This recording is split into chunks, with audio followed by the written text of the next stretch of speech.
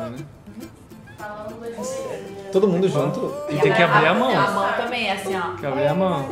Vai dar uma treta aqui. Assim. Vai lá, Lari. Faz.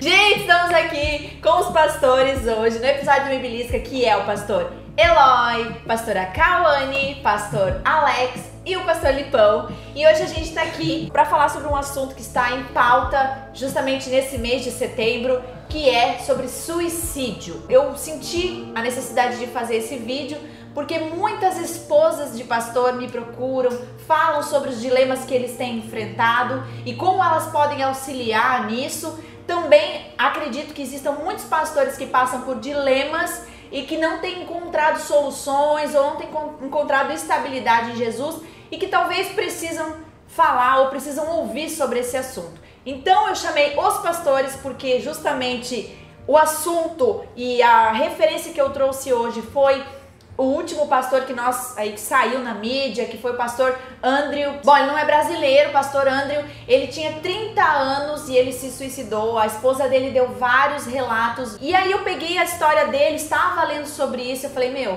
gente precisa falar sobre isso com relação a pastores e líderes que têm enfrentado dilemas, que têm enfrentado tantas coisas, e nós precisamos abrir a nossa mente, talvez discutir mais. A gente precisa falar mais sobre isso. Vamos lá. Eu queria fazer a primeira pergunta, jogar na roda aí.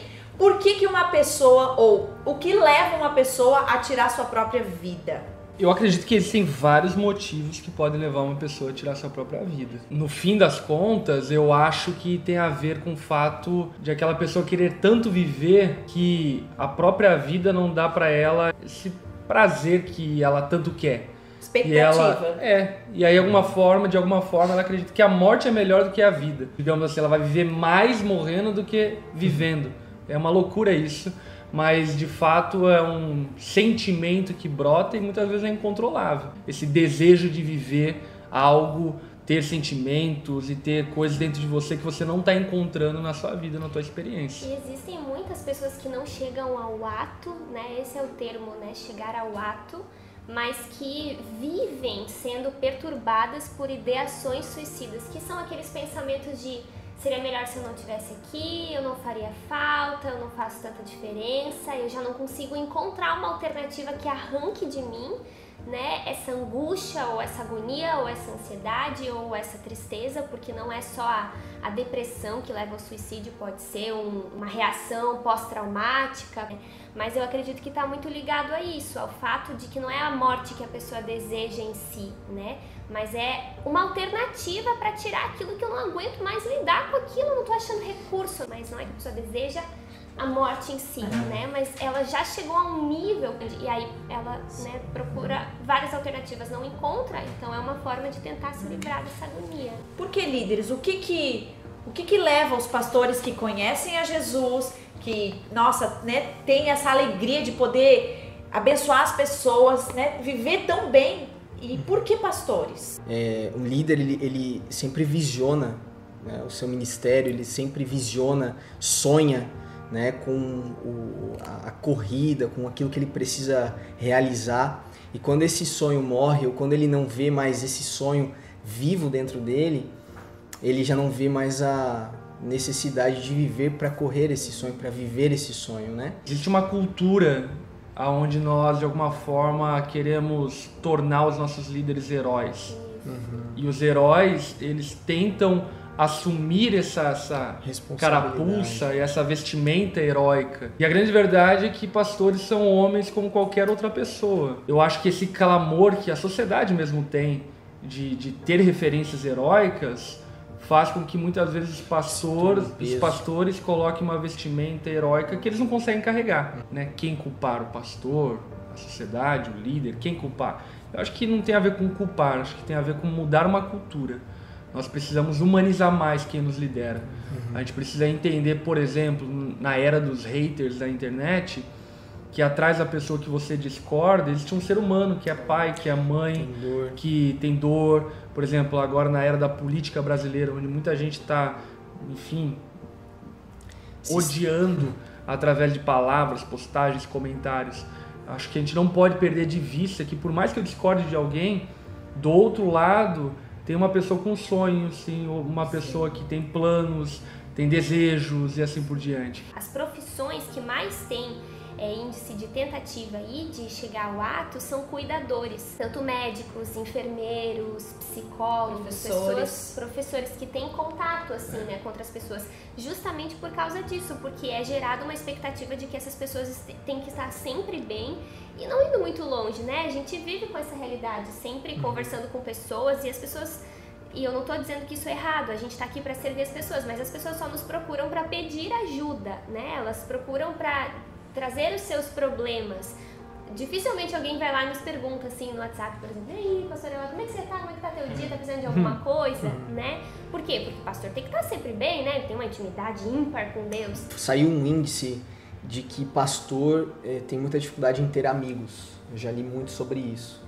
Eu não sei se é o caso desse pastor, mas provavelmente ele já estava lutando com isso dentro dele há um bom tempo. Pelo fato de ter essa postura de ser infalível, ter uma conduta moral perfeita diante de todas as pessoas, acabam não abrindo o coração para amigos, acabam não tendo um ambiente, né? Não tem mesmo. A gente aqui, né, na nossa estrutura, o que eu percebo assim, a gente é muito privilegiado, né? Por exemplo, eu sou pastora, atendo um monte de gente, mas toda semana eu tenho um tempo, por exemplo, com a Lari, que me discipula, que ouve meus problemas. Às vezes meus problemas são umas coisas nada a ver, mas que às vezes são coisas grandes e ela tá comigo, orando por mim, todos nós aqui, né? E até acho que isso, só interrompendo, mas acho que é muito importante falar, o princípio começa justamente em entender que nenhum problema é nada a ver. A gente precisa entender e, assim, termos humildade para reconhecer que sempre alguém que tem um problema, ela tem o maior problema do mundo. E a gente precisa valorizar o problema dela. Então, a gente precisa e não pode menosprezar a dor de absolutamente ninguém. Que elas vão sendo acumuladas, né? E a gente, assim, não sei, né? Mas a gente é amigo aqui, né? A gente troca ideia. Eu e o Alex, hoje a gente veio junto pra cá, a gente tava conversando, um abrindo o coração pro outro e tal. Mas tem estruturas de igreja que o pastor é muito sozinho mesmo. Aí ele não sente a vontade para abrir com algumas ovelhas, porque são ovelhas, a gente sabe que precisa ter uma certa distância. Eu acho que está muito relacionado a isso. Só acho interessante, assim, né, que claro, a gente está usando esse caso para discutir sobre a questão da liderança e tal, né, mas o que choca a gente é o fato dele ser pastor, mas ele não é só pastor, né, ele é um pai, ele é um marido, ele é um filho, ele é um amigo, ele é um cidadão. Então, não necessariamente eu não conheço o caso, por isso eu creio muito que as coisas precisam ser muito analisadas de caso para caso, né? Isso fez a gente trazer esse assunto à tona, mas no caso dele, talvez não tenha nenhuma relação com o ministério dele, né? Vai saber, talvez tenha uma relação com o fato de ele ser um neto, porque trouxe traumas lá do avô dele, assim por diante, né? Então, isso é importante de pensar. O Eloy não é só um pastor, né? Ele é um marido, ele é um filho, ele é um amigo, ele é um... né? Nós não nos reduzimos e nos limitamos ao nosso chamado, apesar de que toma a nossa vida numa proporção enorme, mas não somos somente pastores. Eu acho que nem fica só no âmbito natural, mas também no âmbito espiritual, né? Ele vinha sendo opresso por muito tempo, então ele teve muitos pesadelos de madrugada, ele vinha sendo opresso e ela acredita que muito do que aconteceu foi isso também que colaborou e tal, mas eu acredito que nós somos feitos de várias partes, né? Qual tem sido o teu escape quando você se sente preso e não consegue solucionar teus problemas? Como que você tem alguma dica, alguma coisa que você faz?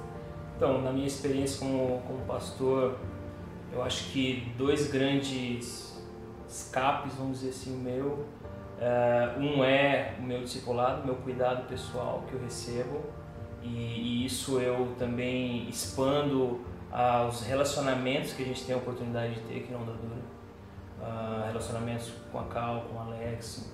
O nosso ambiente é um ambiente de muita troca, né? De troca, de cuidado. Eu me sinto nas minhas amizades aqui, me sinto muito cuidado. E outro lugar é realmente com a minha esposa. É claro que não é numa dosagem, vamos dizer assim, diária ou semanal que a gente conversa sobre isso, mas ela sabe, na minha expressão, quando eu não estou bem, e a gente acaba sempre se entendendo ali, e nela tem um suporte muito legal. Mas olha só que interessante, na verdade esse problema que nós estávamos falando do isolamento do pastor, ele tem um problema de cunho teológico, inicialmente falando, que tem a ver com a compreensão do reino de uma forma mais ampla. Pastores se isolam porque pensam que a igreja deles é tudo no mundo. E a igreja deles não é tudo no mundo. A igreja deles faz parte de uma enormidade de igrejas espalhadas ao redor do mundo que devem servir de apoio e suporte um ao outro. E eu me dou a responsabilidade de ter que romper com a minha denominação, Onda Dura, para me relacionar com pessoas de outras denominações e viver reino junto com elas, compreendendo que a Onda Dura não é tudo no reino de Deus, mas é parte do reino. E aí, quando eu percebo que não é separado, que o ministério de alguém lá do outro lugar tá relacionado com a Onda Dura, tá relacionado com outras igrejas, eu penso que nós estamos fazendo todo mundo junto. E, teoricamente falando, o que nós acabamos de falar aqui, todo mundo sabe. Mas a questão é sair da teoria e ir para a prática. É como viver reino de Deus. Como quebrar, enfim, os limítrofes, os limites que existem dentro da minha igreja. E acredito que isso começa, por exemplo, no fato de os pastores não se enxergarem como dono de ovelhas, né? Começa pelo entendimento, por exemplo, se uma ovelha quer sair da igreja, que saia, quer visitar outra igreja, que vá visitar outra igreja, quer ir num evento X ou Y, que vá, vai ter um evento legal na cidade, vai nesse evento legal na cidade, não tem problema nenhum. Por que não tem problema nenhum? Porque nós quebramos as paredes que nos separam, nós somos um reino. Obviamente que as ovelhas precisam ter compromisso com a sua igreja local, mas aquilo não pode se transformar no gueto de vida dela. Ela precisa entender que ela faz parte de algo muito maior e que Deus está dando a ela, enfim, a oportunidade de servir através de uma igreja, mas que a igreja dela não é tudo. Para terminar, existe a palavra proteger para o pastor ou não existe limites? Tudo é do reino, a minha família, minha mente, meu coração, minha vida. Para o cristão, né, tudo é do reino, porque aqueles que dizem que a igreja ou o reino de alguma forma trouxe prejuízos para a vida conjugal, é porque não estão vivendo o reino da maneira correta. A gente fala muito de como a gente se protege, se cuida, né? Nós como pastores, mas é um assunto que nos deve levar a pensar na nossa conduta de prestar atenção nas pessoas. Toda pessoa que ela comete suicídio, ela deu sinais antes, né? Não existe um caso até então pesquisado, comprovado, que ela não apresentou algum tipo de sinal, né? Nós não podemos menosprezar. Tem gente que fala assim, quem quer se matar realmente vai lá e se mata. Não é assim. As pessoas que realmente chegaram ao ato deram o processo. Deram sinais, avisos, cada um da sua maneira, cada um com as suas limitações, mas fica um alerta pra gente, assim, né? Prestar atenção nas pessoas, prestar atenção naquele pedido de ajuda, naquela pessoa que se isolou, que sumiu, estar atento a isso, porque realmente é uma luta. Nossa, eu nunca tive ideação suicida, nunca passei por isso, mas acompanho pessoas e, nossa, imagina você chegar ao nível de querer desistir de tudo, chegar ao fim da vida, assim, porque já tentou muita coisa e nunca conseguiu algum recurso que suprisse. Então, eu creio que a gente pode lidar com esse assunto ainda com maior sensibilidade, trazendo bem para nossa prática, prestar atenção, sabe? Me comprometer, assim, eu me comprometo a prestar atenção no Alex, prestar atenção no Eloy, né? Assim, com aqueles que estão ao meu redor, né? Então é isso. Quero agradecer aos pastores, obrigado por vocês estarem aqui, obrigado por compartilharem, né, o que vocês vivem, e espero que isso possa te ajudar, espero que possa responder muitos dilemas na sua vida. E é isso, gente. Fiquem com Deus. Tchau, gente. Valeu, tchau, tchau.